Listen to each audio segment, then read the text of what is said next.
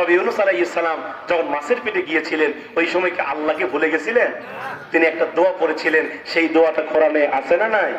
লা ইলাহা ইল্লা আনতা সুবহানাকা ইন্নী কুনতু মিনাজ জালিমিন। তিনি যখন ইস্তিগফার করেছে, দোয়া করেছে, আল্লাহ পাক তাকে সাহায্য করেছেন। মুসা আলাইহিস সালাম সেটাই বুঝাচ্ছে উম্মতদেরকে, হে উম্মতেরা, তো টেনশন করো না যে আল্লাহ পাক নবী হযরত ইউনূস আলাইহিস সালামকে মাছের পেটে বাঁচাইতে পারে। ওই আল্লাহ ইচ্ছা করলে এই বিপদের মধ্যে আমাদের বাঁচাইতে পারেন না? এবার মুসা আলাইহিস সালাম উম্মতদেরকে সান্ত্বনা দিয়া এবার হযরত মুসা আলাইহিস সালাম তিনি দুইটা হাত তুলে আল্লাহকে ডাক ডাকে, আল্লাহ আমরা আজকে বিপদের মধ্যে পড়ছি, আল্লাহ চতুর্থ সাইডে বিপদ, যেখানেই যাব সেখানেই ধরা খাবো, আল্লাহ আপনি আসমান থেকে আমাদেরকে সাহায্য করেন।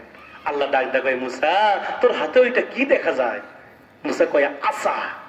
আসা মানে আরো আসতে কোন? আসা মানে আরো আসতে কোন? আল্লাহ ডাক দেখায়, মুসা তোমার হাতে যে লাঠি আছে এই লাঠি দিয়ে তুমি কি করো? মুসা ডাক দেখ, আল্লাহ আমি দুইটা কাজ করি। আগার পরে আগে মুসা বলতেছে তাফসীরের ঘটনায় বলা, খারাপ লাগতেছে আপনাদের? যা বলতেছে একটু মন গড়া নয়, সব বলছি তাফসীর থেকে বলছি।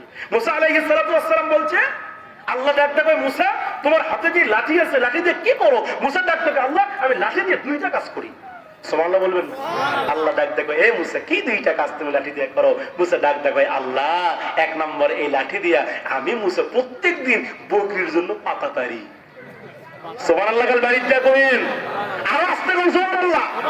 এত বড় একজন নবী হয়ে বকরির জন্য পাতা পারে, তার মানে বোঝা গেল মুসা নবী ছিলেন বকরির রাখাল। এবার আপনারা বলেন তো দপ্তরের মুসলমান ভাইয়েরা, নবীরা কি শুধু নবী ছিলেন নাকি নেতা ছিলেন? কথা বলা লাগবে। নবীরা সাইয়্যিদ ছিলেন, আপনি বললেও নেতা না বললেও নেতা, এটাই সত্য কথা।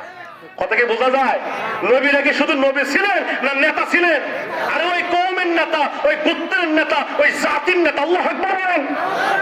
তাহলে এত বড় একজন নেতা হয়ে যদি বকরি চড়াবার পারে, বকরির পাতা পারবার পারে, তাহলে আমার দেশের নেতারা কি করে? এরা কি বকরি চড়ায়?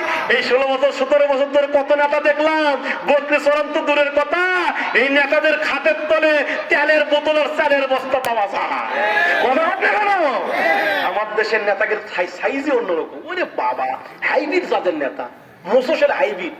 কি মোস ভাই? গাড়ি নেই, খালি মোস, খালি মোস। আর পেট বানাচ্ছে ওই গরিবের চাল ডাল খাইতে খাইতে, ওই রাস্তা খাইতে খাইতে, রড খাইতে খাইতে, সিমেন্ট খাইতে খাইতে পেট বানাচ্ছে 6 মাসের কুয়াতি। কতক্ষণ না কেন? দুই নেতা কি হলো ভাই? দুই নেতা যদি কোলাকুলি করিবার চায়, পেটে পেটে পেটে পেট যদি মিলে যায়, জীবনে বুক ঠেকাবার পারবে না। কতক্ষণ না কেন? এরকম নেতা ছিল কিনা? একজন নামাজ করতো না এরা, কিন্তু নির্বাচন সামনে আসলে ওর মতো নামাজে আর মনে দুনিয়াতে নাই। কতক্ষণ না কেন? গায়ে পাঞ্জাবি, মাথায় টুপি, আবার তসবি টিপে, জনগণকে সামনে তসবি টিপে, ওর থেকে মনে হচ্ছে জিবরাইলের খালাতো ভাই। এরকম ছিল কিনা?